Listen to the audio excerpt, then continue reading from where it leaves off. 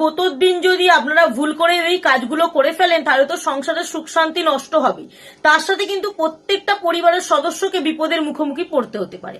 তার জন্য কি কি করবেন কি কি করবেন না তার আগে জেনে নেওয়া যাক বিপত্তারিণীর ব্রত প্রত্যেকটা মহিলারা কেন পালন করে। সংসারের সকল বিপদ থেকে রক্ষা করার জন্য কিন্তু বাড়ির মহিলারা এই ব্রত পালন করে। আর দেবীকে কিন্তু সব রকম যা যা জিনিস দেওয়া হয় সবই কিন্তু 13 রকমের জিনিস উৎসর্গ করার নিয়ম আছে।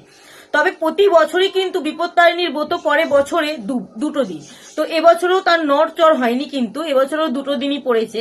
আপনারা পালন করতে পারেন 28শে জুন অর্থাৎ শনিবার দিন, নয়তো জুলাই মাসের 1 তারিখ অর্থাৎ মঙ্গলবার দিন। এই দুটো দিন কিন্তু আপনারা বিপত্তারিণীর ব্রত পালন করতে পারেন। তবে যেদিন পালন করবেন তার আগের দিন এবং সেই দিন কিন্তু নিরামিষ খাবার খাবেন, ভুল করেও কিন্তু আমিষ খাবার খাবেন না।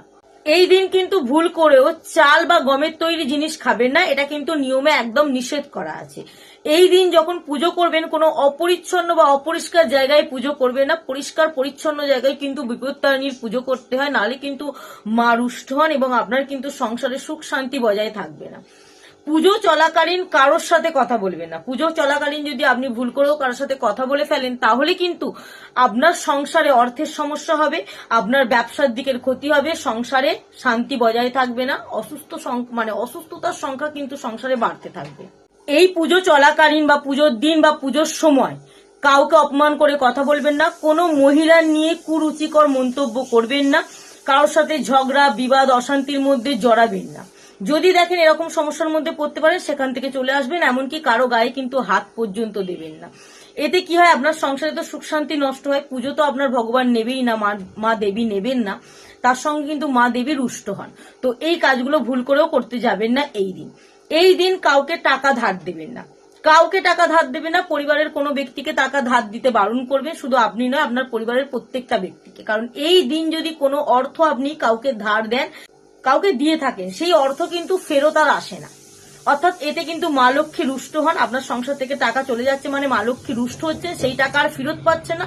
অর্থাৎ আপনাদের কিছু কাছের মানুষের সাথে কিন্তু সম্পর্ক নষ্ট হতে চলেছে। এই দিন কিন্তু ভুল করেও কাউকে চিনি ধার দেবেন না, কারণ জ্যোতিষ শাস্ত্র মতে চিনির সঙ্গে চন্দ্র এবং শুক্রের কিন্তু সম্পর্ক রয়েছে। আর শুক্র যেহেতু বস্তুগত সুখের কর্তা, তাই এই দিন যদি আমরা কাউকে ভুল করেও চিনি ধার দিই তাহলে কিন্তু আমাদের শুক্র দুর্বল হয়ে পড়বে। আর শুক্র যেহেতু সুখের কর্তা, তাই যদি আমাদের শুক্র দুর্বল হয়ে পড়ে তাহলে কিন্তু আমাদের সংসারে সুখ শান্তি তো থাকবেই না, একে অপরের মধ্যে পরিবারের ব্যক্তিদের মধ্যে অশান্তি লেগেই থাকবে। তার সঙ্গে কিন্তু আমাদের অর্থের দিকে সংকট আসতে পারে, তো অর্থের সংকটের মুখোমুখি আমাদের পড়তে হতে পারে। তাই জন্য ভুল করেও শুক্রবার দিন এই কাজটি করবেন না। শুক্রবার দিন না, বিপত্তারিণীর দিন কিন্তু এই কাজটি করবেন না। আর তার সাথে আপনার বাড়ির কোনো ব্যক্তি যদি মদ্যপান করেন তা বিপত্তারিণী পুজোর দিন তাকে আগে থেকে সাবধান করে দেবেন, এই দিন মদ্যপান যাতে না করে।